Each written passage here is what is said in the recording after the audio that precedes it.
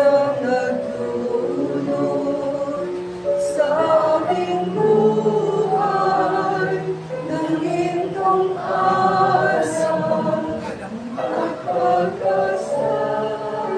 Sa bawat kong mga anak,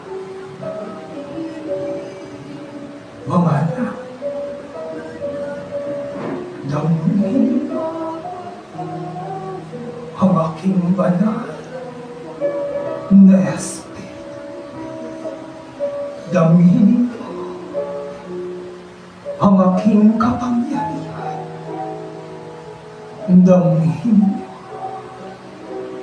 ang aking pag-ibig sa bawat isa sa inyo. Tandaan niyo mga anak,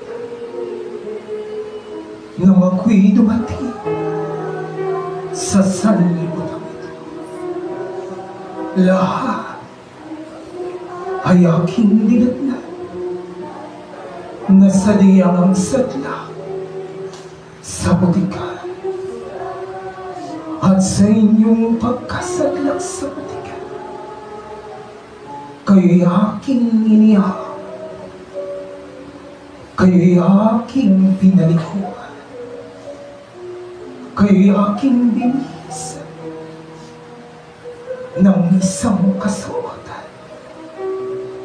na napakaganda. Nagniningning, kaya nga ang kasuotan na aking ibinihis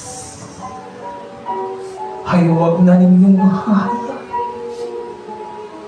na mabahira ng puti. Kung papaanong kayo'y aking nilihis, kung papaanong kayo'y aking binihisan, sadyang ang pagkaingatan ninyong lubos ang inyong kasuotan. Tandaan ninyo, ako'y dumating hindi para sa mga banal, kundi ako'y dumating para sa makasalanan, upang hanguin sa kadiliman, upang bigyang liwanag ang bawat nadilim, ang bawat ilawan na inyong tangan-tangan, higit pang pagliwanagi ng bawat isa sa inyo. Huwag ninyong hahayaan na ang ningas ng liwanag sa inyo ay mapapatay ng hangin at mabubusan ng tubig. Pagkaingatan ninyo ang aking ibinigay sa bawat isa sa inyo, tulad sa ningas ng kandila. Ito'y higit pa ninyong pag-alam, higit pa ninyong pag-iwanan sa pamamagitan ng inyong mga gawa na nakalulukot sa akin. Sa bawat araw na aking inihahaya sa bawat isa sa inyo, ito'y tulad sa tubig na sadyang ang lumilipas sa inyong isipan at sa inyong puso, upang dumating man ang bagyo sa inyong buhay. Ito'y inyong makakaya. Lumapit kayo, kayong mga nahihirapan. Lumapit kayo, kayong mga napapagod. Dalawang kamay, kayo'y aking ngabutin at aking ipadala ng lubos ang aking pag-ibig. Huwag ninyong isipin na kayo nga ay nagkukulang sa akin. Sapagkat mga anak, sa bawat ninyong pagharap ng buong galaw, ng buong katapatan, kayo'y aking nililipan. Ang pag-ibig ko sa bawat kong mga anak, kailan may hindi magmamahal. Mga anak, gaano man kabigat ang pagsubok na inyong kakarap, sadiyang kayo'y maging matibay, sadiyang kayo'y maging matatag. Kung kaya, binibigyan ko kayo ng kalayaan kung paano kayo ay mananaman. Kayo ba'y mananatiling sa akin? O kayo'y patatala sa pangakit ng sanlibutan ito? Sapagkat ang sanlibutan ito ay ibibigay ang lahat upang kayo'y mahagaw sa akin. Ngunit mga anak, kayo ang siyang magpapasya kung kayo'y mananatili o kayo'y tatalikod sa akin. Ngunit sa inyong pagtalikod, mga anak,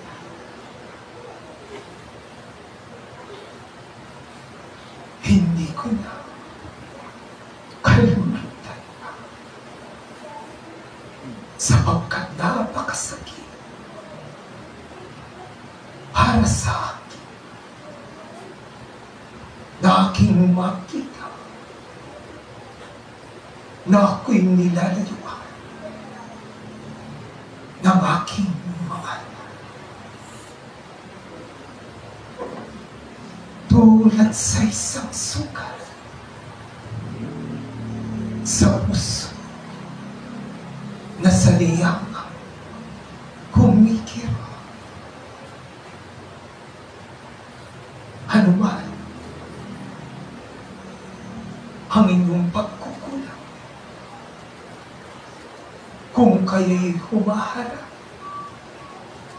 at buong pagpakababa na sa akin ay humingi ng kapatawaran. Ito'y akalan kong igagawa sa bawat isa sa inyo na sa akin ay saliyang ang tapa na umingi. Nauunawaan mo ang bawat isa sa inyo kung kayo'y nagkukulang. Ngunit hinahayaan ko na tatasin ang iba't ibang uri ng pagsubok upang tingnan kung saniya nga ba kayo'y sa akin, kung saniya nga ba ang turo at pangalan na aking ibinibigay ay nananatiling matatag na nakatanim sa inyong puso at isip. Ang gintong binhi ay akin ang inihasi sa bawat isa sa inyo na kung papaano kayo ang siyang magpapalago at magpapatatag. At kapag ang gintong binhing yan na aking inihasik sa bawat isa ay saliyang ang lumago, yumabong at namuha.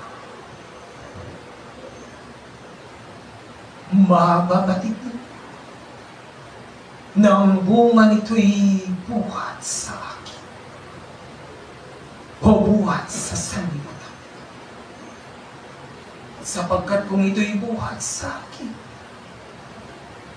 ito'y napakatamis, nalalasahan ng inyong mga tiyan. At mananapit kayo na ito'y muling malimba.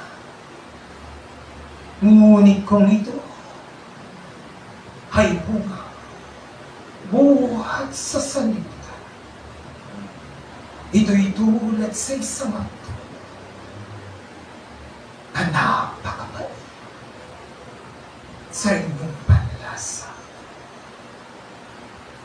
Ngunit nasa saan sa banal na kasunod ang mabait ay ginagawa ninyong lasang matamis. At ang lasang matamis ay ginagawa ninyong lasang mabait. Ganyan ang tao. Kapag tulo at aral ko na ang pinagkikita sa liyangang nanlulupay, sa liyangang nanghihina. Ngunit kung kaaniman ng sanlibutan ito, galak na galak ang laman. Ngunit hindi na mapatid na nanghihina ng Diyos ang Espiritu. Tulad sa inyong katawan na inyong pinakakain, inyong pinayin upang maging malakas. Marapat din naman ay inyong ganapin sa inyong Espiritu upang ang inyong Espiritu ay saliyang ang lumakas at tumata. Ito'y sa pamamagitan ng bawat kumunganan na sa hindi ibinibigay. Ang Ebanghelyo na aking isinasaysay sa tuwi-tuwi upang ang inyong Espiritu na sa diyamang nanghihina ay magkaroon ng kalakasan. At ang inyong Espiritu na mayroong karamdaman ay magkaroon ng kagalingan. Kaya nga mga paging tataglupa ang inyong puso at isipan sa bawat pagsubok na sa inyo'y sasama. Sapagkat napakaganda ang sasapit sa inyong buhay. Ito'y unti-unting nakakita sa huling panahon. Maraming salamat sa bawat isa sa inyo. Ako'y mananatili nakasakasalan. Sumayin niyo ang aking pagpapala sa umaga